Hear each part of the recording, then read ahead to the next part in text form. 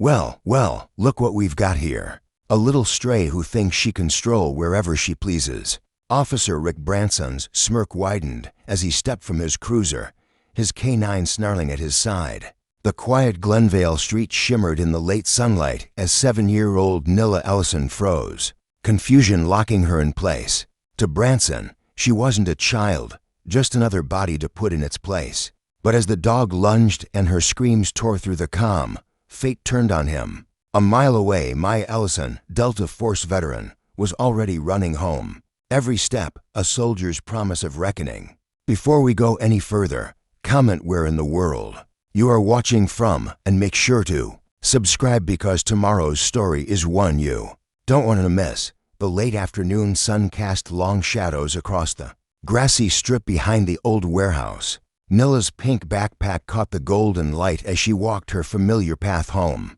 The drainage creek gurgled softly beside her, her small fingers playing with the toy cane dangling from her backpack zipper. A little plastic bird that reminded her of the cardinals she often spotted on this route. "Hello, Mr. Cardinal," she whispered to her cane, swinging it gently. The simple pleasure of her after-school ritual made her smile, her sneakers crunching softly on the well-worn path.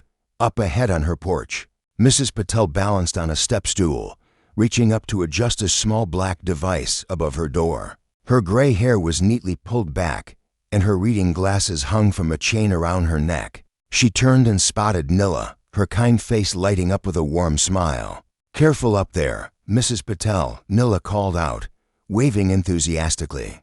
"Just installing my new doorbell camera, dear," Mrs. Patel responded, climbing down carefully. "Now I can see who's at my door before I open it. Isn't technology wonderful?" The quiet afternoon shifted when the low rumble of an engine approached. A white police cruiser crept along the street, moving at a crawl. Through the windshield, Officer Rick Branson's stern face scanned the area, his jaw set in a hard line. Behind the wheel, Officer Kyle Drummond's shoulders were tense, his eyes darting between his partner and the road. Branson grabbed the radio mic. "Dispatch, Unit 47. We've got a juvenile trespasser on private industrial property." His voice carried an edge that made Nilla stop in her tracks. "But I walk here every day," Nilla said, her voice small but clear. She clutched her backpack straps tighter. "This is public land. My mom showed me on a map." Branson's car door swung open with a heavy creak. His boots hit the ground with deliberate force as he emerged, one hand resting on his belt. In the back of the cruiser, Thor, his canine partner, stood at attention, muscular and alert. "This is private property, young lady," Branson declared, his tone sharp. "You're trespassing on industrial land." Drummond stepped out more slowly, his younger face showing uncertainty. "Hey, Rick, maybe we should just..." He glanced at Nilla's small frame and pink backpack. "She's just a kid walking home.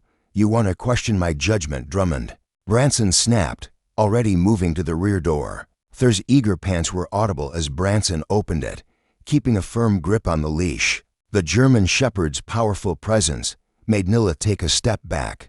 Her heart began to race as Thor's focused gaze fixed on her. The toy Cardinal cane slipped from her trembling fingers, landing in the grass. "Please," she whispered, tears welling in her eyes. "I just want to go home. Control the situation," Branson muttered, letting Thor move forward. The leash extending. The dog's training kicked in, responding to his handler's tension. "Rick, take it easy," Drummond pleaded, his voice cracking. "This isn't necessary. She's just a kid." Mrs. Patel gripped her porch railing, her new doorbell camera's tiny light blinking steadily. "Officers, what are you doing?" "She walks this way every day." Nilla backed away from Thor's advancing form. Her foot caught on a rock and she stumbled backward, landing hard. Her scream pierced the air, high and terrified. "Thor, forward." Branson's command cut through the chaos. The German Shepherd launched forward, powerful muscles propelling him toward the fallen child. In seconds, Thor was on her. Nilla's screams intensified as the dog's teeth caught her sleeve, ripping the fabric. Her small body curled into a ball, protecting her face as tears streamed down her cheeks. "Stop resisting," Branson shouted, his face flushed with anger. "Stop moving." Drummond lurched forward, reaching for Thor's leash. Jesus Christ, Rick, stop this. Get that dog off her. Mrs. Patel's voice carried from her porch, shaking with fury and fear. Her trembling fingers already had her phone out, dialing frantically. The sound of ripping fabric mixed with Nila's sobs. Her pink backpack lay in the dirt, the strap torn. Contents scattered across the path she had walked so many times before. Mrs. Patel's phone connected. On the other end, Maya Ellison's screen lit up with an incoming video call. Mrs. Patel's voice came through, urgent and breaking. Your daughter, police dog, come now. The golden afternoon light that had made everything seem so peaceful just moments before now cast harsh shadows across the scene. A terrified child on the ground, a dog's teeth in her sleeve, two officers in stark contrast, one aggressive, one hesitant, and an elderly woman's steady hand holding a phone. Her new doorbell camera recording every second of the unfolding nightmare. Maya burst through her front door, her scrubs still on and running shoes already laced. The familiar weight of her hospital ID badge bounced against her chest. As she sprinted down the street, her breathing remained controlled, measured, the same rhythm she'd maintained through countless military drills. Each exhale carried her forward as the sound of aggressive barking grew louder. The golden afternoon light that had seemed so peaceful minutes ago now cast an eerie glow across the neighborhood. Maya's feet pounded against the pavement, muscle memory from years of training taking over. She could hear Nila's cries getting closer, mixing with the sharp barks of the police dog. Rounding the corner onto the utility easement path, Maya took in the scene in fragments just as she'd been trained. Her daughter on the ground, pink backpack torn, German shepherd hovering. Two officers, one aggressive, one hesitant. Mrs. Patel on her porch, phone still recording. Multiple neighbors emerging from their homes, cell phones raised. Thur's teeth were inches from Nila's face, saliva dripping from his jaws as he growled. The child lay frozen, tears streaming down her cheeks, her small hands covering her head. Officer Branson took a step forward, his face twisted with authority. I'm finishing the control procedure, he announced, pulling the leash taut. The subject needs to comply. Maya's training clicked into place like a key turning in a lock. Her voice cut through the chaos, precise and commanding. 3 sharp commands in German, words she'd learned during joint operations with military K-9 units. Halt, Platz, bleib. Thur's reaction was immediate. His ears flattened against his skull as he dropped to his belly, releasing Nila's sleeve. A confused whine escaped his throat as his training overrode Branson's authority. Branson's face drained of color. His grip on the leash went slack as he stared at Maya, then at his now submissive dog. What the hell did you just— You move that leash again, officer, Maya said, her voice carrying the quiet menace of someone who knew exactly how much damage they could do. And you'll regret it. She stepped between Thor and Nila, her movements fluid and controlled. Behind her, Officer Drummond fumbled for his radio, fingers shaking as he keyed the mic. Dispatch, we need backup at. Radio all you want. Maya cut him off, gesturing to Mrs. Patel's porch. It's all on camera now. Her eyes swept the growing crowd of neighbors, their phones steadily recording every moment. The crunch of tires on pavement announced another rival. Sergeant Dana Chu's patrol car pulled up, lights off, but with purpose. She stepped out, taking in the scene with sharp eyes. Recognition flickered across her face as she spotted Maya. Memories of a joint tactical course years ago surfacing. Body cams on now, Chu ordered, her voice carrying the full weight of her rank. Branson's hand moved to his chest, hesitating. His face had shifted from shock to something darker, more defensive. I said, body cams on, Officer Branson, she repeated, louder this time. The edge in her voice left no room for debate. Maya knelt beside Nila, keeping her movements slow and steady. Baby, I'm here, she murmured, gentle fingers checking for injuries. The sleeve of Nila's shirt was torn, revealing angry red marks where Thur's teeth had caught fabric instead of flesh. Does anything hurt? Tell me where. Nila launched herself into her mother's arms, sobbing. I just wanted to go home, she choked out. I always walk this way, I know, baby. I know. Maya held her daughter close with one arm while raising her voice to address Drummond. Call the MS now. My daughter needs medical attention. Her tone made it clear this wasn't a request. Thor had crept closer, still lying low, his eyes moving between Maya and Branson as if trying to sort out the chain of command. He settled by Maya's leg, tail low, clearly responding to her dominant presence. Branson stood rigid, his face pale with anger and embarrassment. His hand kept twitching toward the leash, but Maya's warning hung in the air between them. The crowd of neighbors had grown, their phones still recording, their murmurs growing louder with each passing moment.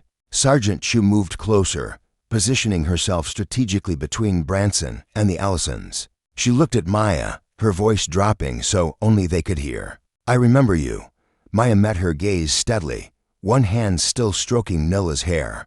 "Then you know I don't bluff." The wail of approaching sirens filled the air as neighbors continued to gather. The late afternoon sun caught the tears on Nilla's cheeks, the torn fabric of her sleeve, the steady red recording lights of dozens of phones, and the uncertain shifting of a police dog caught between two authorities.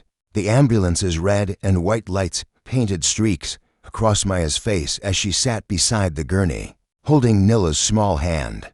Her daughter's fingers trembled in hers, still shaking from the encounter. Through the ambulance windows, the familiar streets of Glenvale blurred past, transformed by emergency lights into something alien and threatening. "Mama," Nilla's voice was barely a whisper. "Why did they let the dog hurt me?" Maya's throat tightened. She squeezed Nilla's hand gently, choosing her words with care. "Some people make wrong choices, baby, but we're going to make sure they can't do this to anyone else." The aunt checked Nilla's vital signs again, her movements efficient but gentle. "Blood pressure's good," she noted, offering a reassuring smile. "We're almost there."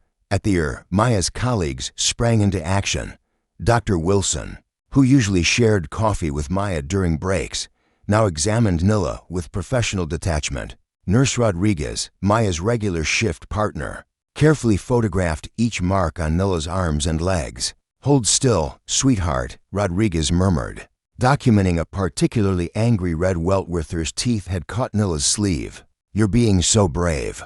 Maya watched the process with both a nurse's clinical eye and a mother's aching heart. She knew the importance of proper documentation, evidence that couldn't be disputed or explained away. The torn pink backpack sat in a clear evidence bag, its ripped fabric a silent testimony to the day's events.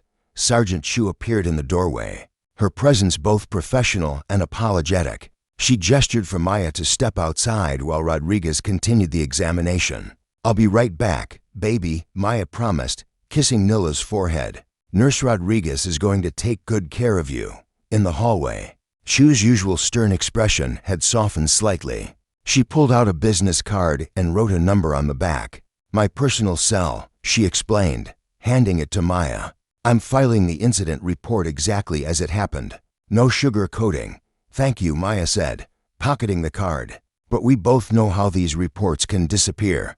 "Not this time," Chu assured her. "Too many witnesses, too many cameras." Their conversation was interrupted by heavy footsteps. Officer Drummond approached, clutching an official statement form. His face was flushed, his manner uncertain. "Officer Branson's preliminary report," he announced. Avoiding Maya's eyes as he handed the paper to Chu, Maya read over Chu's shoulder, her jaw tightening with each word. The report described Nilla as aggressive and non-compliant, claiming she had charged toward the K-9 unit. "That's a lie." Maya's voice was deadly quiet. "My 7-year-old daughter charged a German Shepherd." "You were there, Officer Drummond. You saw what really happened." Drummond shifted uncomfortably. I just brought the paperwork." Maya pulled out her phone, fingers steady despite her anger. She called Pastor Greer, letting out a breath when his warm voice answered. "Lionel, it's Maya. Something's happened to Nilla." She explained the situation briefly, her voice controlled but tight with emotion. "I'm on my way," Pastor Greer replied without hesitation. "Stay strong, child. We'll handle this right."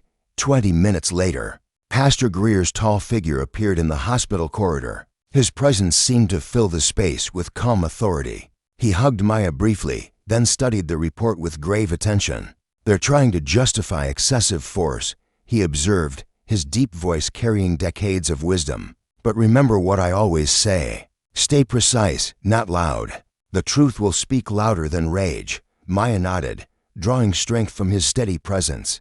I know, but when I read their lies, channel that anger into action, Greer advised. Document everything. Build your case brick by brick. Nurse Rodriguez emerged with a tablet, her face troubled. Maya, you should see this. She pulled up a video file. The body cam footage Chu had transferred to hospital records. Watch the timestamp. Maya leaned in, frowning. The video started a full minute after Branson and Drummond had arrived at the scene. The crucial initial interaction was missing. Chu appeared behind them, her expression darkening as she watched. That's impossible. It was recording. I checked it myself when I arrived. The first minute. Maya's voice was sharp. Just happens to be missing. I'll look into it, Chu promised, her lips pressed into a thin line. Later, as evening settled over the hospital, Maya sat beside Nila's bed. Her daughter had finally fallen asleep, her face peaceful despite the bandages on her arms. The pink backpack sat in its evidence bag nearby, its torn fabric a reminder of everything that had gone wrong. Maya leaned close to Nila's ear, whispering fiercely, "You did nothing wrong, baby, nothing." Her phone buzzed, a message from Mrs. Patel. Maya opened it to find a video file attachment. The preview image showed crystal clear 4K footage from the doorbell camera, capturing the entire incident from the moment Branson's cruiser had first appeared. Maya stared at the phone, her hand finding Nila's again. In the quiet hospital room, surrounded by the soft beeping of monitors and the distant sounds of the air, she felt the weight of what lay ahead. But she also felt something else. The certainty that truth, captured in high definition, would not be so easily erased. Morning sunlight filtered through the hospital blinds, casting thin stripes across Maya's laptop screen. She'd barely slept, spending most of the night watching over Nila while reviewing Mrs. Patel's doorbell camera footage. Frame by frame, the 4K video was crystal clear, leaving no room for interpretation. On screen, Nila walked calmly along the grassy strip, her pink backpack bouncing with each step. The police cruiser rolled into view, and Branson's aggressive stance was immediately apparent. The audio picked up every word. Nila's polite confusion, Branson's escalating commands, Drummond's hesitant warning. Then came Thur's attack, unprovoked and brutal. Maya's hands clenched as she watched it again. The timestamp in the corner matched perfectly with the dispatch logs Chu had shown her. There would be no claiming this was edited or altered. She opened her email and attached the video file, addressing it to Ava Marcato. Maya had met the civil rights attorney several times in the year, usually when Ava was representing victims of excessive force. The lawyer's reputation for taking down corrupt officers preceded her. Ava, Maya typed, "My daughter Nila was attacked by a police K-9 yesterday. I have clear video evidence. Need your help." She added her phone number and pressed send. Her phone rang less than 5 minutes later. "Maya," Ava's voice was sharp, focused. "I just watched the footage. I'm taking your case. Where are you now?" "Children's Hospital. They're discharging Nila this morning. Stay there. I'm coming to you. We need to file preservation notices before anything conveniently disappears. Within an hour." Ava strode into Nila's hospital room, her heels clicking purposefully on the linoleum. She carried a leather briefcase and the air of someone who never lost a fight she chose to take on. "How's she doing?" Ava asked, nodding toward Nila, who was coloring quietly in bed. Physically, the bites were shallow. Mentally, Maya shook her head. "She keeps asking what she did wrong." "She did nothing wrong," Ava said firmly, pulling out her laptop. "And we're going to prove it. I've already drafted preservation notices for the department. They'll have to maintain all K-9 training logs, radio dispatches, body cam footage, everything." They spent the next hour going over details. Ava's questions were precise, methodical. She documented every bruise, every torn piece of clothing, every moment of the encounter. A television mounted in the corner suddenly caught their attention. Chief Earl Kessler was holding a press conference outside the police station. "Yesterday's incident was a regrettable misunderstanding," Kessler said, his face a mask of practiced concern. "Officer Branson has been placed on administrative leave, with pay pending a full investigation. Our department takes any use of force involving minors very seriously." "Misunderstanding?" Maya's voice was tight. "He sicked a dog on my 7-year-old. Notice he's not denying the attack happened, Ava observed. He's just trying to control the narrative. Classic damage control. A knock at the door interrupted them. Sergeant Chu entered, her expression guarded. Maya, she said quietly, I need to warn you.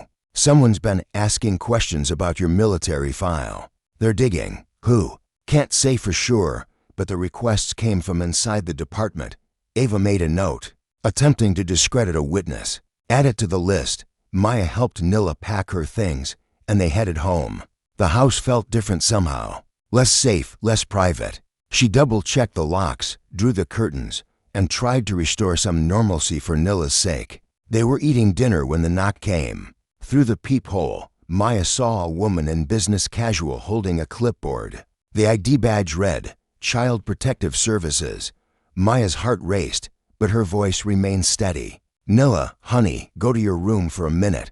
She opened the door, standing tall in the frame. The CPS agent smiled professionally.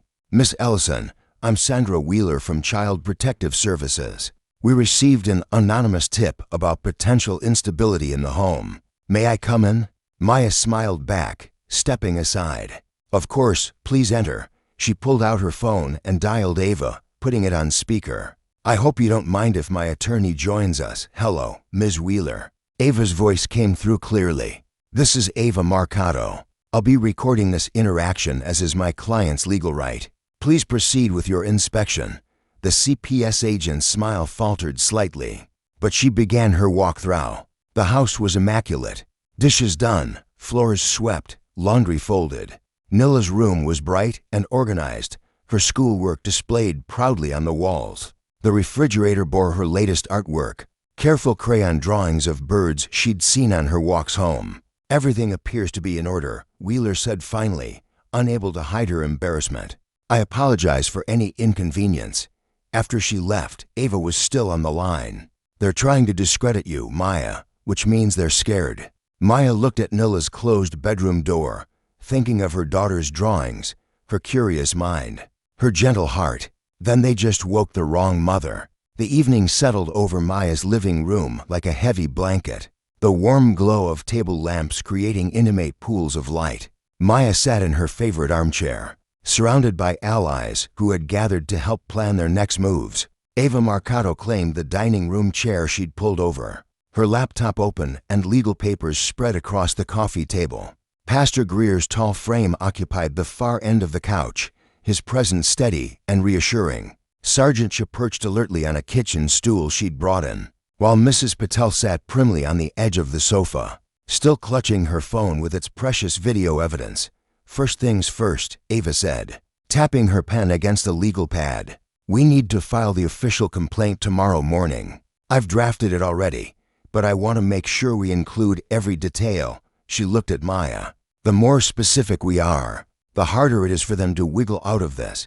Maya nodded, her hands clasped tightly in her lap. What about the press? They've been calling non-stop. We control the narrative, Ava replied firmly. No individual interviews yet. We release one clear statement through my office, focusing on the facts. An unarmed 7-year-old girl walking home on public land, attacked by a police K-9 without provocation. Let the video speak for itself. Pastor Greer leaned forward, his deep voice carrying years of community leadership.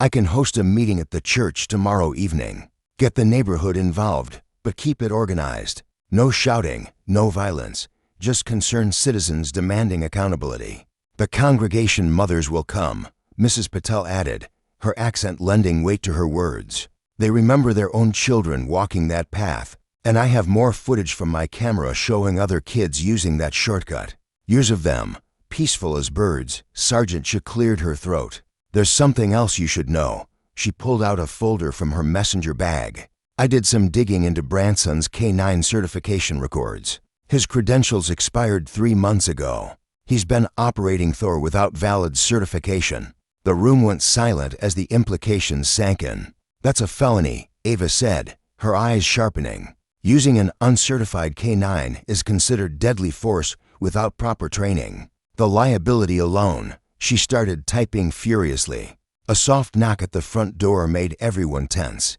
Maya rose to answer it, checking through the peephole first. Her shoulders relaxed slightly as she opened the door to reveal Councilwoman Ruth Hale, her silver hair neat despite the late hour. "I hope I'm not interrupting," Ruth said, stepping inside. "I heard there was a strategy meeting."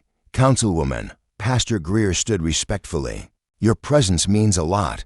Ruth settled into an offered chair, her movements deliberate. "This isn't my first rodeo with police overreach. I was younger than Nilla during the civil rights movement. Some things haven't changed as much as we'd hoped. The public's already rallying," Mrs. Patel said, showing her phone screen. "Look at Twitter. #JusticeFormula is trending in our area. My granddaughter showed me how to check." Maya watched the growing activity on the hashtag, seeing neighbors, parents, and local activists sharing the story. The doorbell camera footage had been viewed thousands of times. "We need to move fast," Ava said, still typing. "I'm filing motions for evidence preservation first thing tomorrow. Body cam footage, radio logs, K9 training records, internal emails, everything. The department will fight it," Chu warned. "They always do, let them," Ava replied. "Every attempt to block us is another piece of evidence showing consciousness of guilt." Pastor Greer pulled out his own notebook. "I'll start calling church members tonight. We can have people ready to attend the council meeting next week." Peaceful pressure from taxpayers tends to make politicians nervous. Speaking of which, Ruth added, "I've been talking to other council members. There's support for an independent review of K9 policies. This incident might be the catalyst we need for real reform." Mrs. Patel suddenly straightened. "Look," she held up her phone again. "Channel 5 is running the story. They're using my video." They all watched as the news clip played, showing Nilla's innocent walk home transformed into a moment of terror. The reporter's voice was appropriately outraged, questioning the use of a police dog against a child. Ava's phone buzzed, interrupting the moment. She grabbed it, frowning at the screen. Well, someone just tried to access the police server where the body cam footage is stored. Looks like an attempted data wipe." Her frown transformed into a knowing smirk. "They're desperate. Can they delete it?" Maya asked sharply. "They can try," Ava replied. "But I already have 3 backups. Plus, I filed emergency preservation orders electronically an hour ago. Tampering now would be destruction of evidence."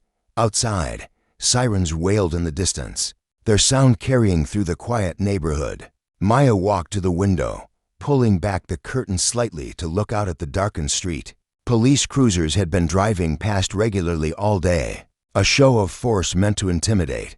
"Let them come," she said, her voice steady and determined. "I'm done running." The room fell silent again, but this time it was different. Not the silence of fear, but of resolve. These people gathered in her living room, with their legal papers and community connections and righteous anger, represented something bigger than one incident. They were the machinery of justice, grinding slowly but inexorably toward truth. The morning brought a steady drizzle to Glenvale, turning the sky a muted gray. Maya stood at her kitchen window, watching news vans park along her normally quiet street. Their satellite dishes pointed skyward like metal flowers seeking signals instead of sun. Inside, Nilla munched on her cereal, her small legs swinging beneath the kitchen chair. "Remember what we talked about?" Maya asked, checking Nilla's new backpack, bright purple this time, the pink one being held as evidence. "Stay close to Ms. Rodriguez during recess," Nilla recited. "And if anyone asks questions about what happened, say no comment, like on TV." Maya's heart squeezed. A 7-year-old shouldn't have to know phrases like no comment. She knelt beside her daughter's chair. "That's right, baby. And remember, you did nothing wrong," Nilla finished, managing a small smile. The drive to school felt longer than usual. Maya noticed a patrol car shadowing them, staying just far enough back to claim coincidence. She kept her movements deliberate, using her turn signals with precise timing, maintaining exactly the speed limit. Years of tactical driving had taught her to be unpredictable, but today she needed to be beyond reproach. Reporters waited at the school entrance, held back by the principal's stern presence. Maya parked in the drop-off zone, walked Nilla to the door with measured steps. Camera shutters clicked like insects. "Mrs. Ellison, do you have a response to Ms. Ellison? Is it true that?" Maya kept her face neutral, one hand on Nilla's shoulder, the other holding an umbrella over them both. The principal, Mrs. Chen, met them at the door. "We've increased hall monitoring," she said quietly, "and the school board approved her temporary transfer to Ms. Rodriguez's class. Fewer windows, more privacy." Maya nodded gratefully. "Thank you." Across town, Ava Marcato strode into the federal courthouse, her heels clicking against marble floors. She carried a thick folder of documents, the civil rights lawsuit she'd spent all night perfecting. The complaint detailed every violation: excessive force, failure to train, deliberate indifference, pattern and practice of discrimination, each allegation backed by exhibits, precedents, and the damning video evidence. The clerk stamped the filing while Ava's phone buzzed. City Council had just announced an emergency hearing for tomorrow morning. "Perfect timing," she muttered, sending a quick text to Maya in Chief Kessler's office. The blinds were drawn against the rain and prying eyes. He leaned back in his leather chair, regarding Officers Branson and Drummond with barely contained irritation. "Your initial statements need work," he said, sliding to folders across his desk. "Too many inconsistencies." "Fix them." Branson shifted uncomfortably. "Sir, if we change our stories now, not change." Kessler cut in smoothly. "Clarify. Add detail. Make them bulletproof." He stood, looming over his desk. "Unless you'd prefer to face this alone." Both officers grabbed the folders. The confrontation with Sergeant Chu came an hour later. She appeared in Kessler's doorway, holding a printed timeline of the incident. "The body cam footage gap isn't a technical glitch," she stated flatly. "Someone accessed the server at 2 a.m. that night." Kessler's smile didn't reach his eyes. "Careful, Dana. There's an opening in parking enforcement. Lots of fresh air. Walking your beat. Is that a threat, sir?" "That's career advice. Take it or leave it." Maya's phone started buzzing during her lunch break at the hospital. Notifications poured in. Social media mentions, tags, direct messages. Post after post claiming she suffered from military PTSD episodes and was known for aggressive behavior. She forwarded everything to Ava, who had her IT team trace the sources within hours. The results made her laugh out loud. IP addresses registered to City Hall, the police department, and most damning, Chief Kessler's personal office computer. "They're not even trying to hide it anymore," Ava told Maya over the phone. "This is exactly what we need. Proof of coordinated retaliation." The smear campaign escalated when Branson gave an anonymous interview to a local crime blog. The headline screamed, "Officer speaks out. Unstable mother charged K-9 unit. Endangered child." Ava's response was swift and devastating. She released the full doorbell camera footage online. It's crystal clear 4K resolution, leaving no room for interpretation. The video showed every second. Nilla's peaceful walk, Branson's aggressive approach, Thur's unprovoked attack, and Maya's controlled response. Within hours, it spread across social media platforms, news sites, and activist networks. #JusticeFormula became a national trending topic. That evening, Maya tucked Nilla into bed, the muted TV in the living room still running coverage of their story. National news anchors debated police reform while showing clips of the video on endless loop. "Mommy," Nilla whispered as Maya smoothed her blanket. "People at school saw it. They said I'm famous now." Maya brushed a curl from her daughter's forehead. "No, baby, you're not famous. You're just the truth they can't ignore anymore." She kissed Nilla's forehead. Now the whole world knows. Outside, the rain had finally stopped. News vans remained parked along the street, their lights glowing in the darkness like earthbound stars. Maya stood at Nilla's window, watching them. Let them watch back, she thought. Let them all see. The truth was out now, carried on waves of light and data to millions of screens. There would be no more hiding in shadows, no more twisted narratives. The whole world knew, and they were watching. The town hall's ancient heating system groaned as people packed into every available seat. Maya sat in the front row beside Pastor Greer, watching faces both familiar and strange file in. News cameras lined the back wall, their red lights blinking like mechanical eyes. The wood-paneled room, usually echoing with mundane city business, now hummed with barely contained energy. Councilwoman Ruth Hale arranged papers at the raised desk, her silver hair catching the fluorescent light. Next to her, other council members shifted uncomfortably, aware of the crowd's scrutiny. Chief Kessler stood near the exit, arms crossed, his usual political smile nowhere to be seen. Pastor Greer rose slowly to the podium, his Vietnam veteran's pin gleaming on his lapel. The room fell silent as he adjusted the microphone. "Let us pray," he began, his deep voice filling the space. "Lord, grant us wisdom to recognize injustice, courage to name it, and strength to correct it." He paused, opening his eyes to scan the crowd. What happened last week wasn't just about one child or one dog or one officer. It was about power. Who has it, who abuses it, and who suffers from that abuse? Maya noticed several council members squirm. Good, she thought. Let them squirm. "We're not here for vengeance," Pastor Greer continued. "We're here for accountability. When those trusted with authority abuse that trust, silence becomes compliance." He nodded to Ruth Hale. "Thank you." Councilwoman Hale approached the podium carrying a large rolled map. Her movements were deliberate as she spread it across the display easel. "These are the original county GIS maps from 1987, she announced, her voice clear and firm. "They show something interesting about that strip of land behind the old warehouse."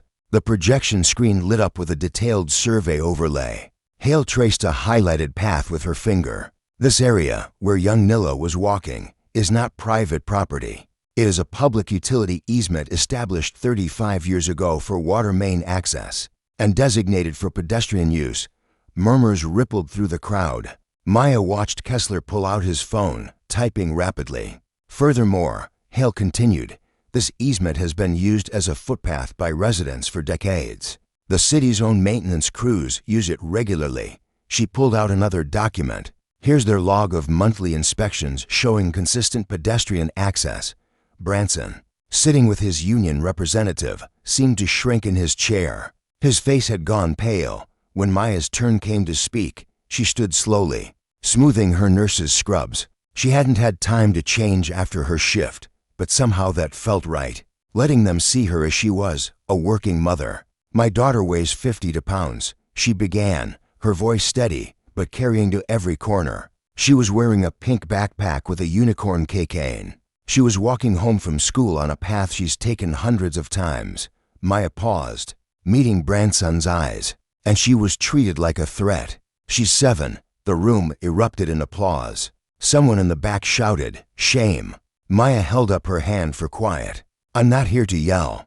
I'm not here for revenge. I'm here because my daughter asked me last night if the police dog would come back for her." Her voice caught slightly. "No child should have to ask that question." More applause, louder this time. Maya noticed Mrs. Patel wiping tears from behind her glasses. Sergeant Chu stepped forward next, carrying a thick folder. Her uniform was precisely pressed, her badge gleaming under the harsh lights. "I have here the K9 unit certification records for the past 18 months, she said, laying them on the council's desk. "Officer Branson's certification expired 3 months ago. Department policy strictly prohibits deploying an uncertified K9 unit." The union representative leaned over to whisper urgently in Branson's ear. Kessler had stopped typing and was staring at Chu with undisguised hatred. "Additionally," Chu continued, her voice professional but pointed, "there are 7 prior complaints about excessive K9 force in Officer Branson's file. All were settled quietly. All involved minorities." The crowd's reaction was immediate and loud. Council members huddled together, whispering frantically. Reporters rushed to phone in updates. Ruth Hale called for order, tapping her gavel. "In light of this evidence, I move to suspend Officer Branson immediately, pending a full investigation." The vote was quick and unanimous. Even those who usually sided with the police department couldn't ignore the public pressure. For a moment, victory felt real. Maya watched Branson storm out, followed by his representative and a swarm of reporters. Pastor Greer squeezed her shoulder. "First step," he said quietly. "Just the first step." The parking lot was dark when Maya left. The spring evening turned cool. She walked toward her car, keys ready, attention sharp, old habits dying hard. The crunch of gravel behind her made her turn, but there was only shadow. She reached her car, then stopped. Something wasn't right. The slight tilt of the frame, the way the light hit the wheel well. She circled around slowly. Her front tire lay flat, a clean slice visible in the rubber. Not a random puncture. This was a message delivered with surgical precision. Maya stood very still, scanning the darkness. But whoever had left this warning was long gone. Dawn crept over Glenvale as Maya stood in her driveway, watching the tow truck operator work. Steam rose from her coffee mug, matching her steady breath in the cool morning air. The slashed tire looked worse in daylight. A clean, professional cut that spoke of practice and purpose. "Doesn't look like your average road damage," the operator said, cranking the winch. His name tag read Steve, and his eyes held the knowing look of someone who'd seen this before. "No," Maya agreed, taking another sip. "It's not." Her phone buzzed. Ava's name flashed on the screen along with a link to a social media post that was rapidly gaining traction. Maya opened it, her expression unchanging as she watched a grainy clip showing her charging at Branson. During the incident with Nilla, the footage was shaky, cropped tight, showing Maya moving aggressively toward the officer without context.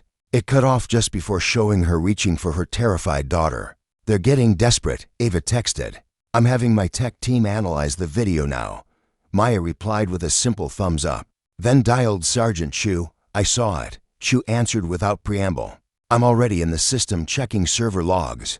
Her voice dropped lower. "Something's not right here. There's an internal memo from yesterday morning. Mitigate public optics.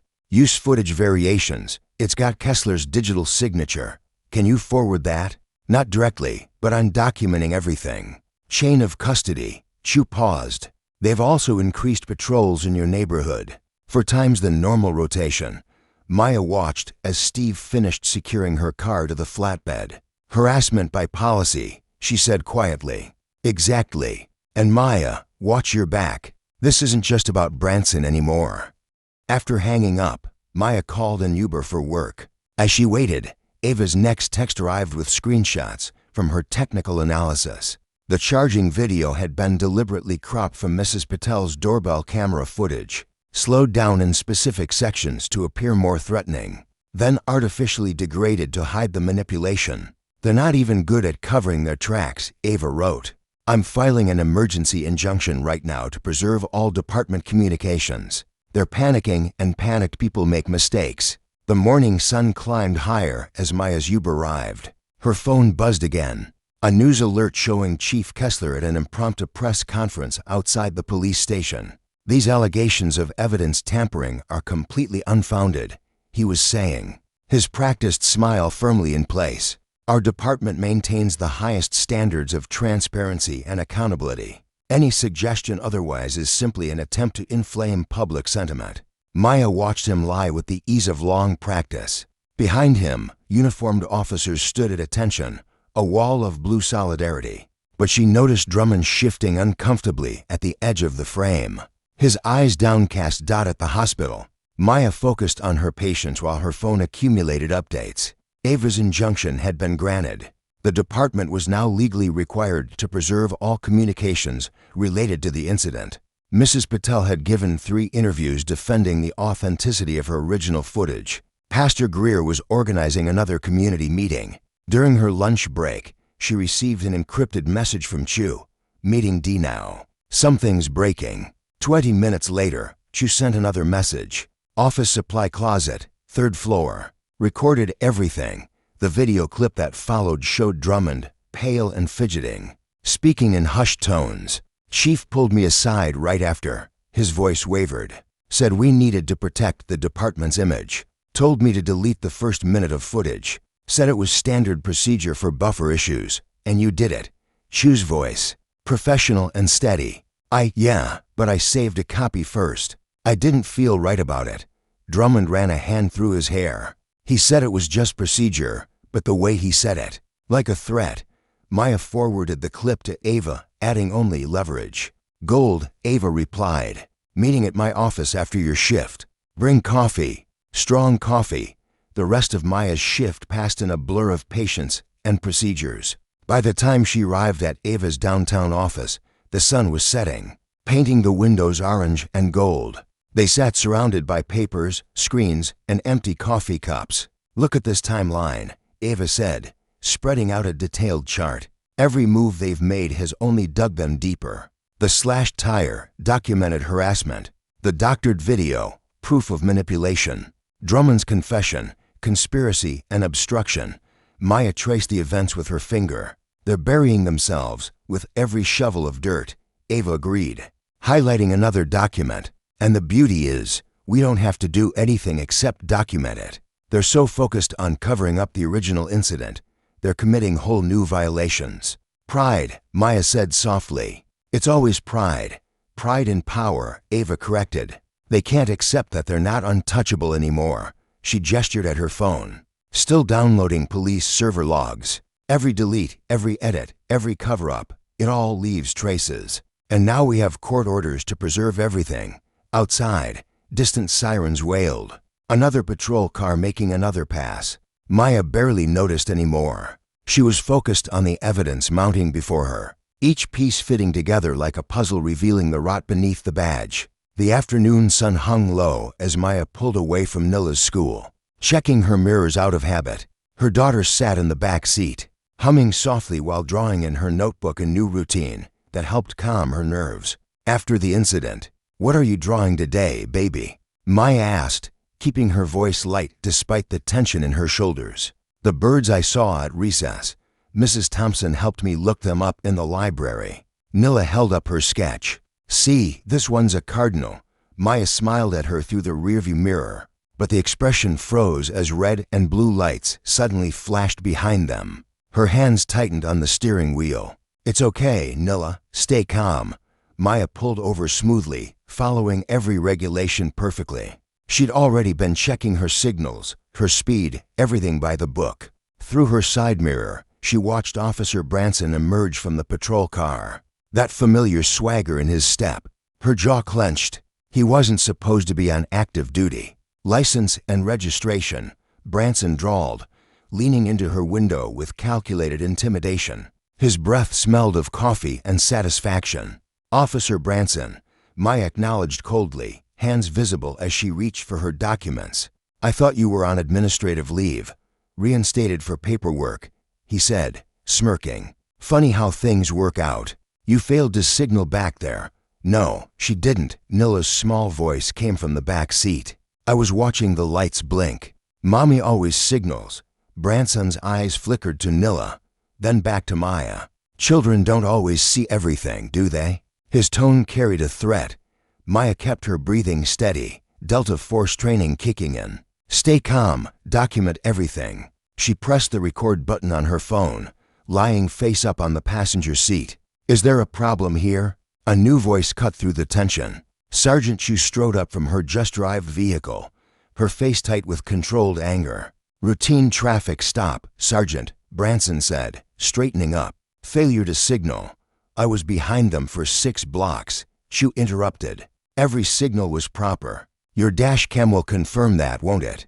Branson's smugness faltered. "I need to review the footage." "Yes, you do," Chu said sharply. "And you need to explain why you're conducting traffic stops when you're supposed to be on desk duty. Return to the station." Now, Maya watched the power play silently, keeping one eye on Nilla through the mirror. Her daughter had stopped drawing, her small hands clutching her notebook tightly. After Branson reluctantly departed, Chu leaned down to Maya's window. "This harassment stops today. I'm filing a formal complaint about this incident." "Thank you, Dana," Maya said quietly. "But we both know it won't stop." Later that night, after tucking Nilla into bed, Maya sat at her kitchen table reviewing security footage from the new cameras Ava had insisted she install. Movement on the front porch caught her attention. A figure in dark clothes, trying to stay in the shadows.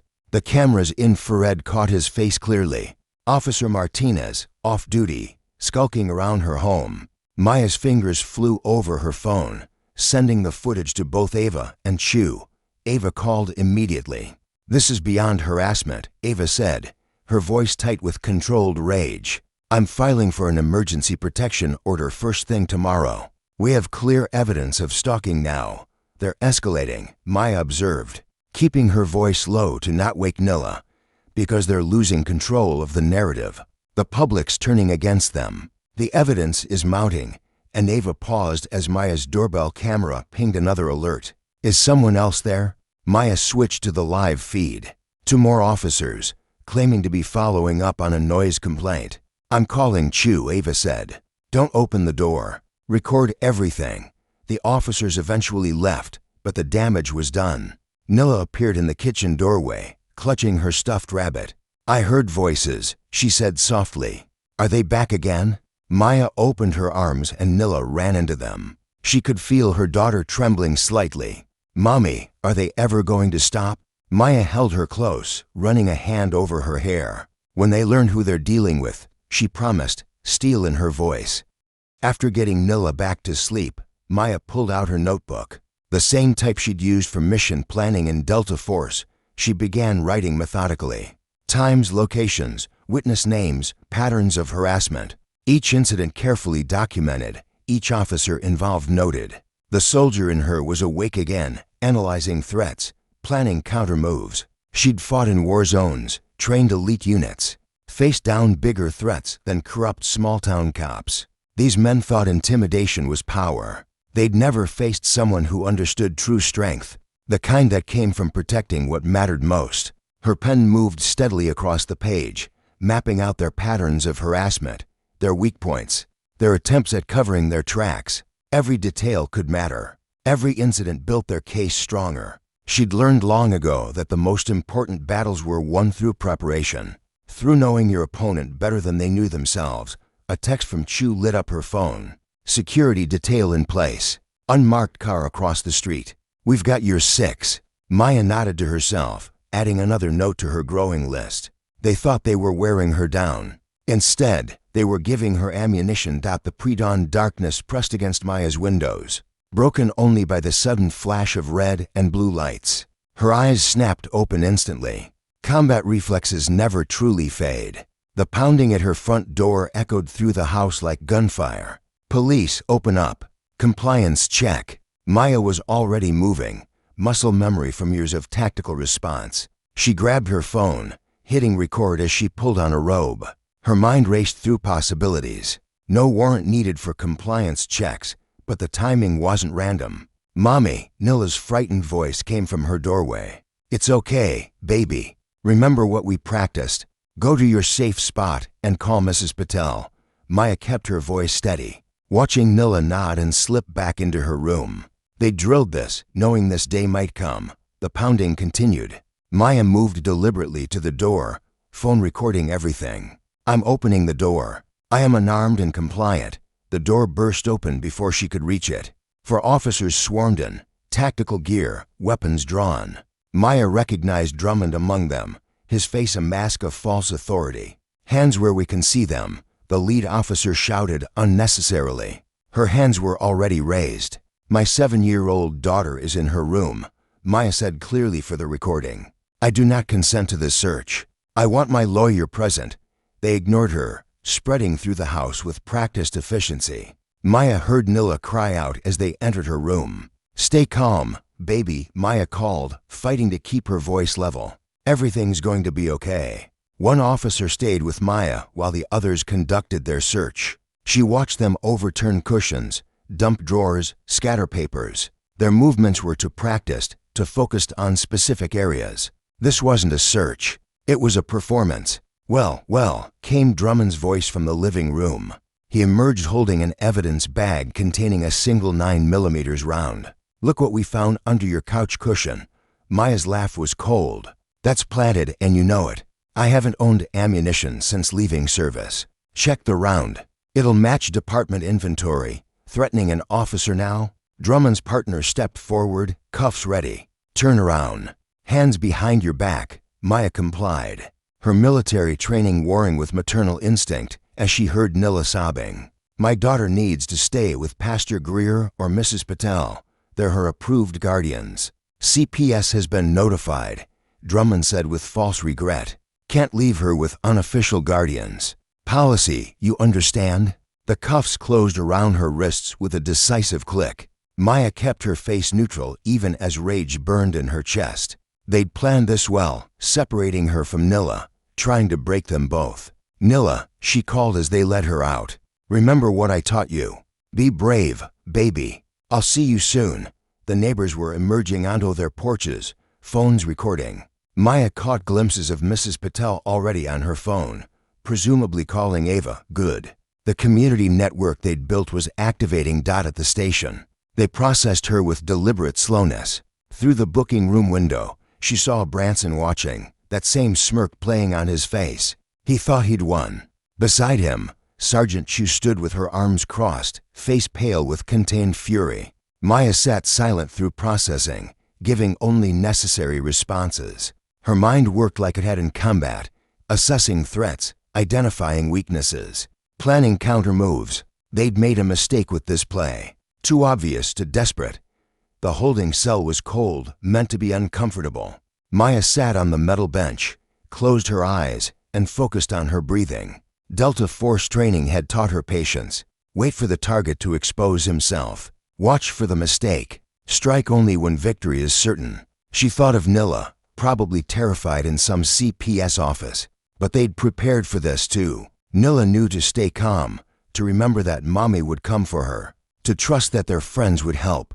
The thought of her daughter's courage made Maya's jaw clench. Hours passed. Maya heard the station coming alive, shift changes, voices rising and falling. She mapped the patterns, noted the rhythms. Every detail could matter later. Maya, Ava's voice came from the cell door. The attorney looked ready for war. Her usual polish hardened into armor. I've filed for an emergency hearing. The bullet's serial number matches a box from their armory. They got sloppy. Maya nodded, unsurprised. They're desperate. The judge is furious about the CPS play. Ava continued. Pastor Greer is with Nilla now. I got that reversed within an hour. She's scared but holding up. Says to tell you she's being brave. Something in Maya's chest tightened, then released. Her daughter's strength continued to amaze her. We'll prove it, Ava promised, her hand gripping the cell bars. All of it. The planted evidence, the harassment, the civil rights violations. They just handed us everything we need. Maya's smile was faint but genuine. We already have. She'd seen it in Branson's smirk, in Drummond's stiff movements, in the excessive force of their raid. Fear made men sloppy. Pride made them blind. And these men were very, very afraid. The cell door clanged shut as Ava left to prepare for the hearing. Maya resumed her patient stillness, counting breaths like heartbeats. In combat, the worst mistake was acting too soon, striking before the enemy fully exposed their weakness. She could wait.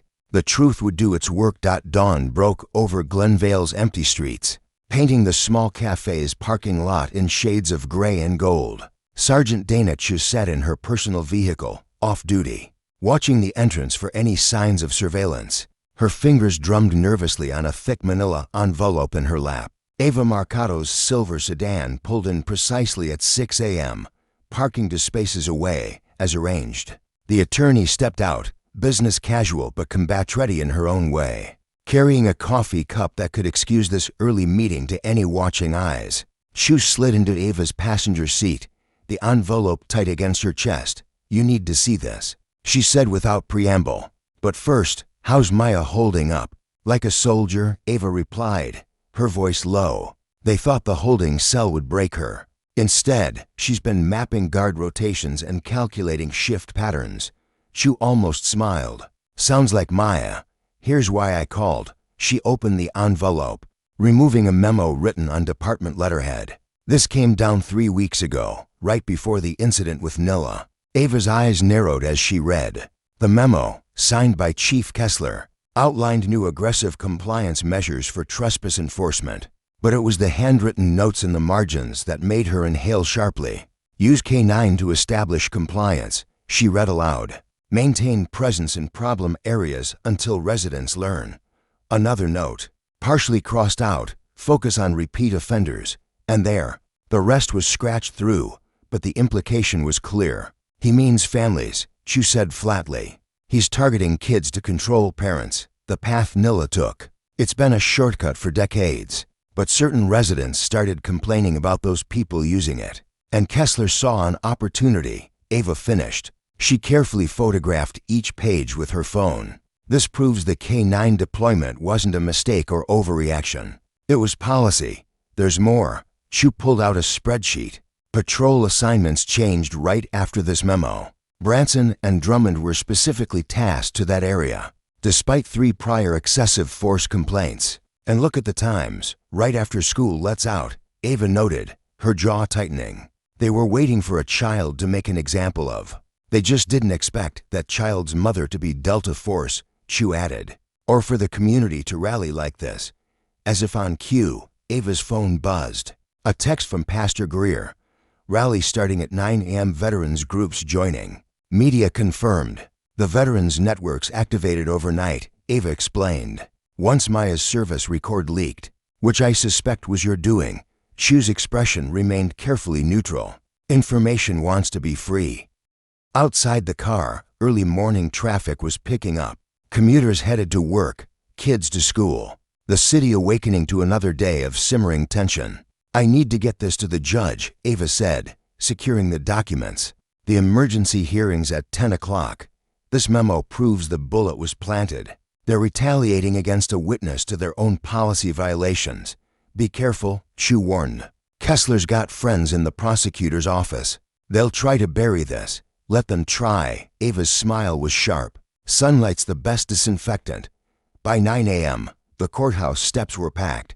Pastor Greer's deep voice led prayers for justice while Ruth Hale worked the crowd, her counsel position lending legitimacy to the gathering. Veterans in pressed uniforms stood at attention, their presence a silent rebuke to those who would abuse authority. Inside the holding area, Maya could hear the chants through thick walls. Free Maya, truth and justice. She sat in perfect stillness, conserving energy, waiting.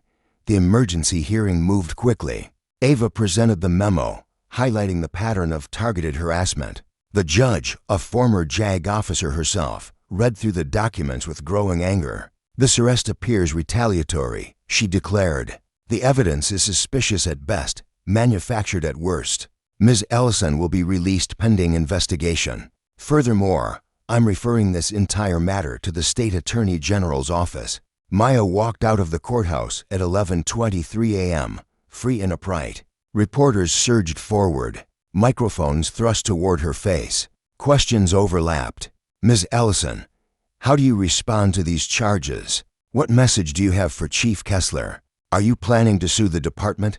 Maya paused, her bearing military straight. The crowd hushed, waiting. When she spoke, her voice carried without shouting. Truth doesn't need volume, just daylight. The phrase rippled through the crowd, cameras flashing. But Maya was already moving, Ava beside her, through the parted sea of supporters toward Mrs. Patel's waiting car. Home smelled of cleaning supplies. The community had rallied there, too, erasing every trace of the police raid. But Maya noticed nothing beyond Nilla, who launched herself from the couch with a cry. Mommy! Maya caught her daughter, held her close, breathed in the scent of her hair. They stood like that for a long moment. Survivor and warrior, parent and child, their strength flowing between them. I knew you'd come back, Nilla whispered. Maya pulled back just enough to meet her daughter's eyes. Always, she said softly. Then, even quieter. It's almost over. The police garage echoed with the hollow sound of footsteps against concrete.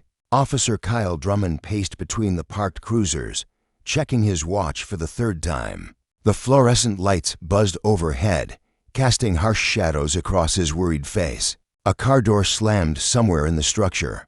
Drummond jumped, then tried to steady himself. His hands were shaking. The weight of his earlier confession to Sergeant Chu pressed down on him like a physical burden. Heavy footsteps approached. Officer Rick Branson emerged from between the patrol vehicles. His canine handler jacket zipped tight despite the garage's warmth. His face was thunderous. The hell were you thinking? Telling Chu about the footage. Are you trying to sink us all?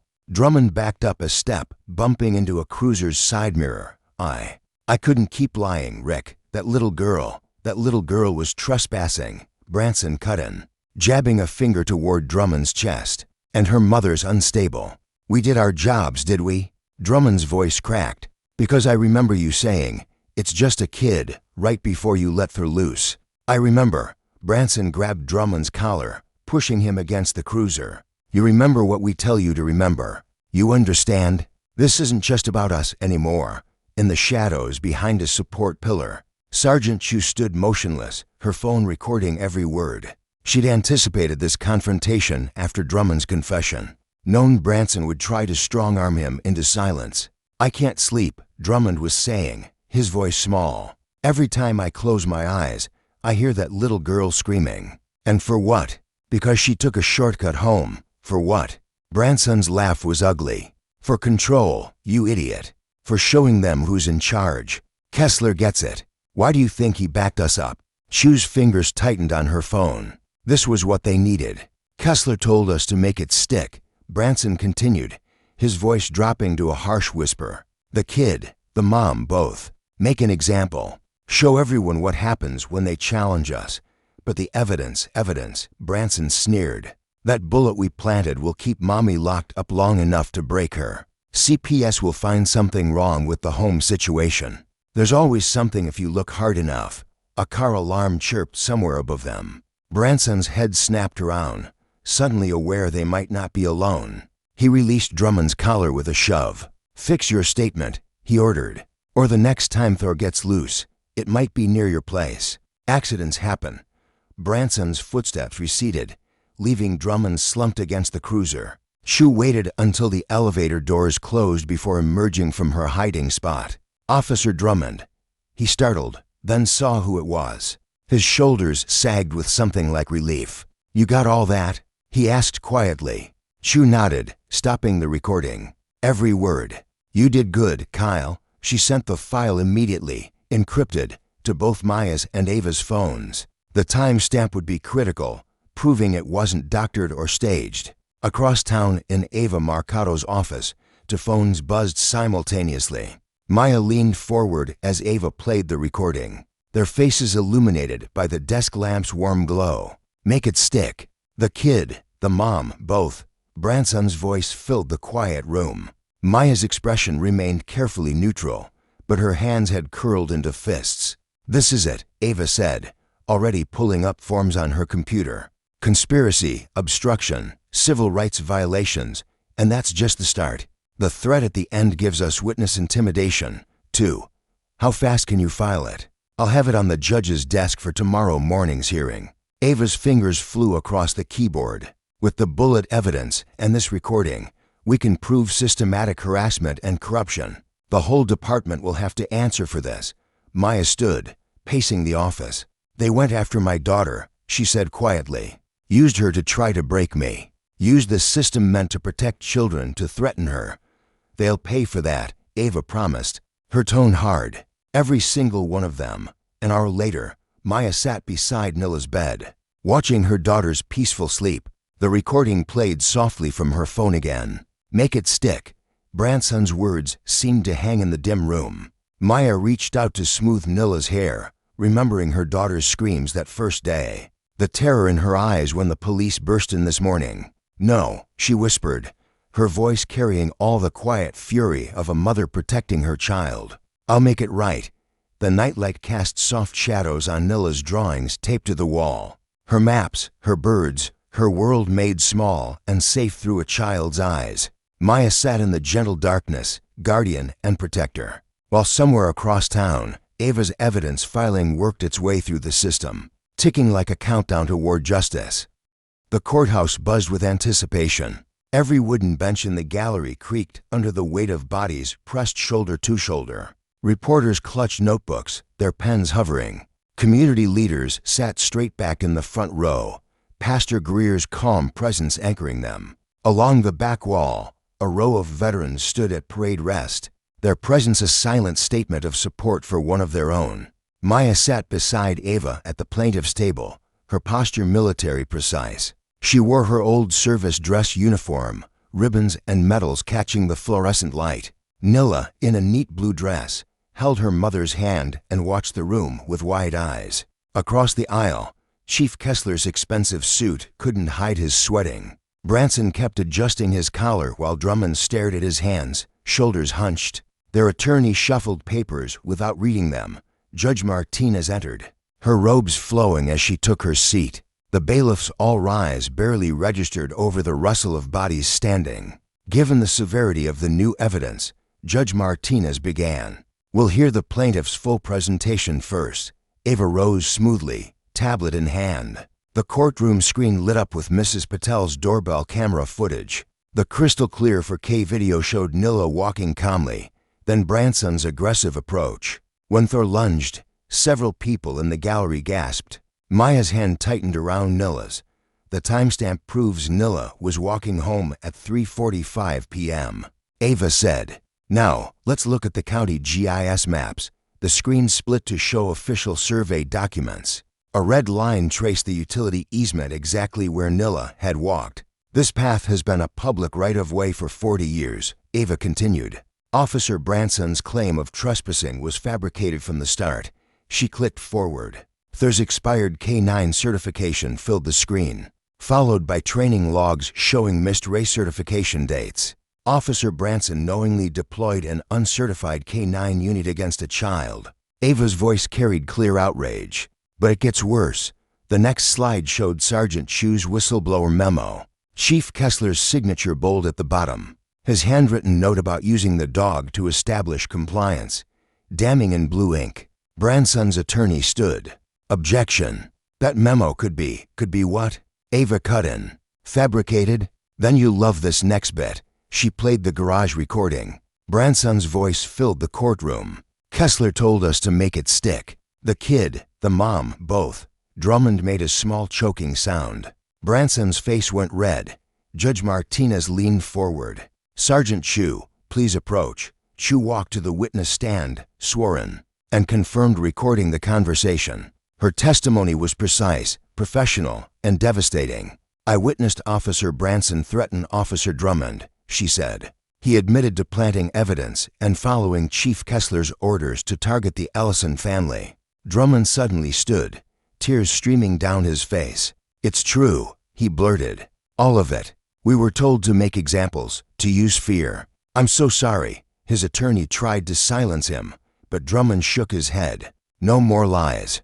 That little girl did nothing wrong. We did. We all did." The gallery erupted in whispers. Judge Martinez banged her gavel once, restoring order. "Mr. Drummond," she said quietly, "are you prepared to make that statement under oath?" "Yes, Your Honor."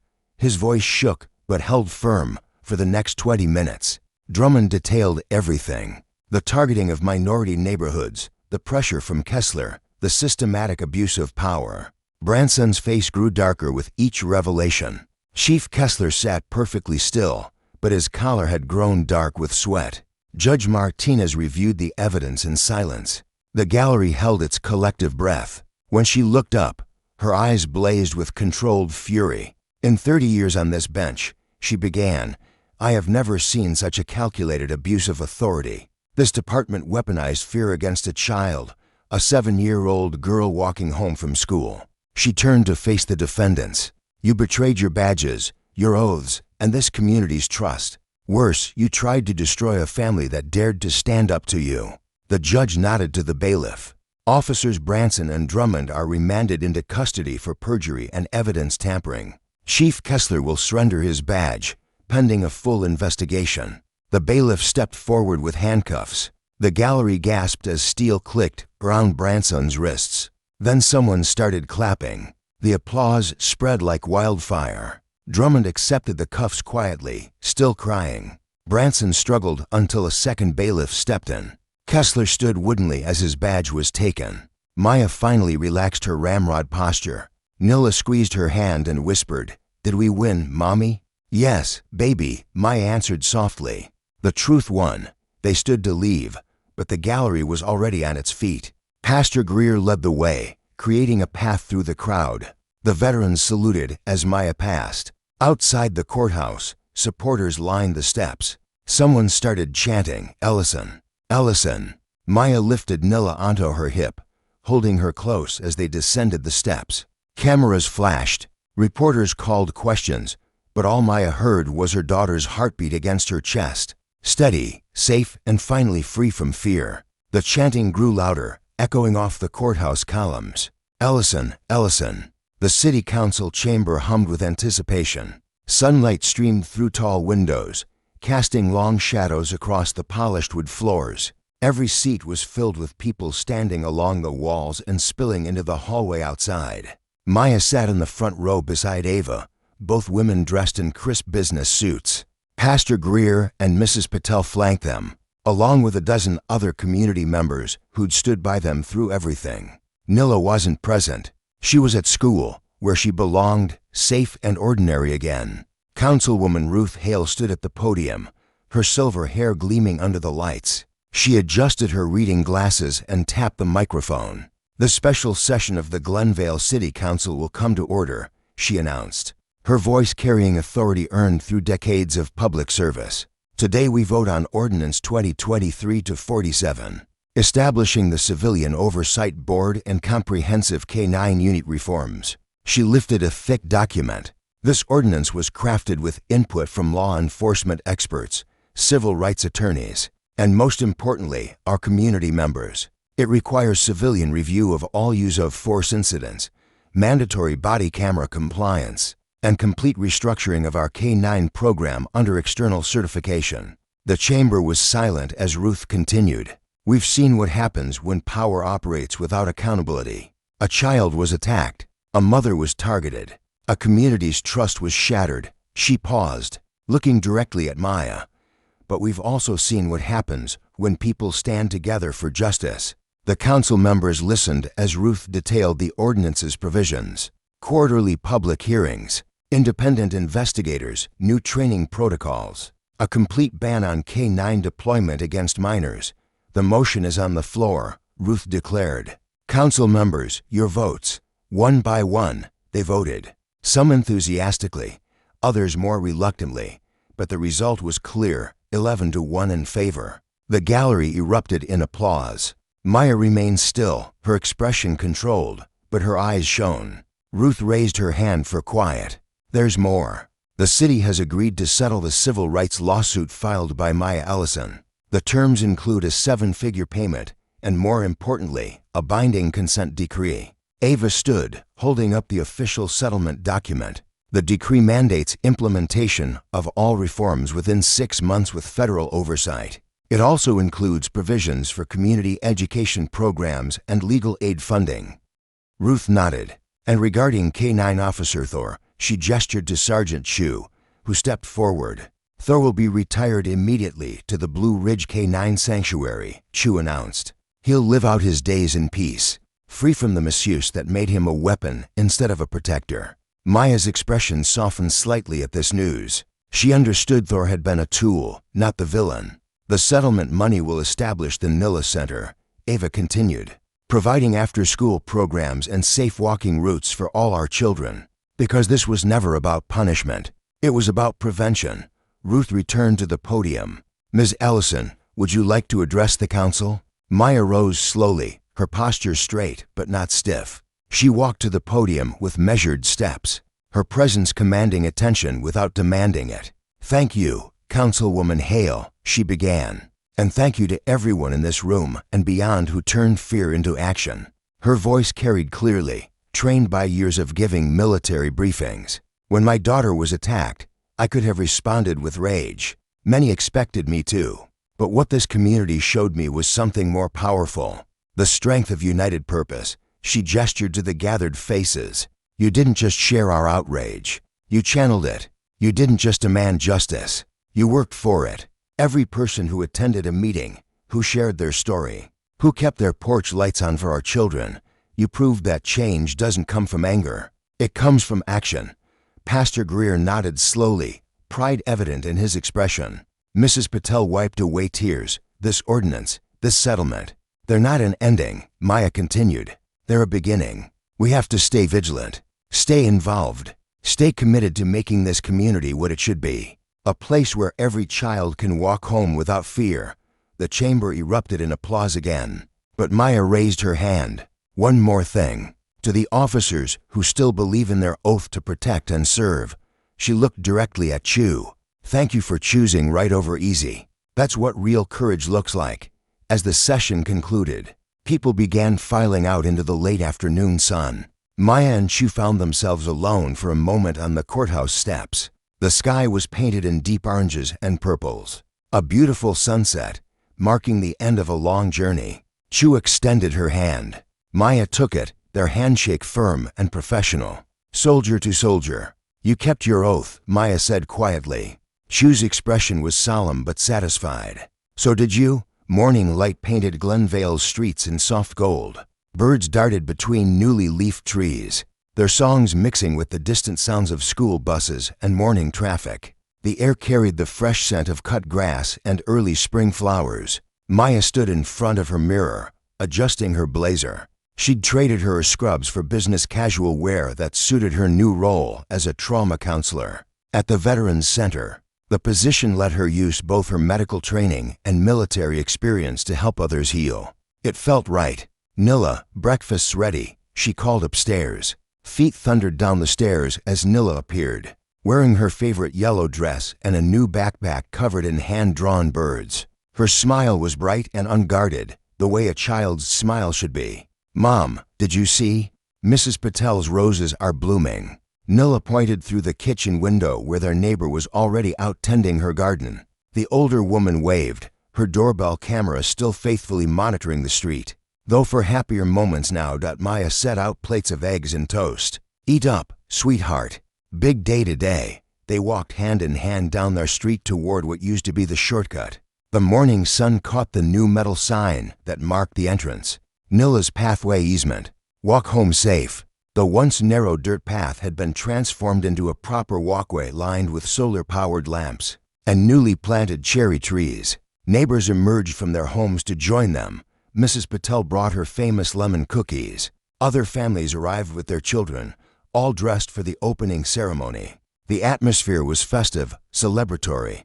Pastor Greer stood near the new archway entrance, his pressed suit making him look official despite his warm smile. Ruth Hale chatted with a group of council members, her silver hair catching the sunlight. Even Sergeant Chu had come, now wearing captain's bars, her promotion a testament to the department's ongoing reforms. Ava arrived last, carrying a stack of papers.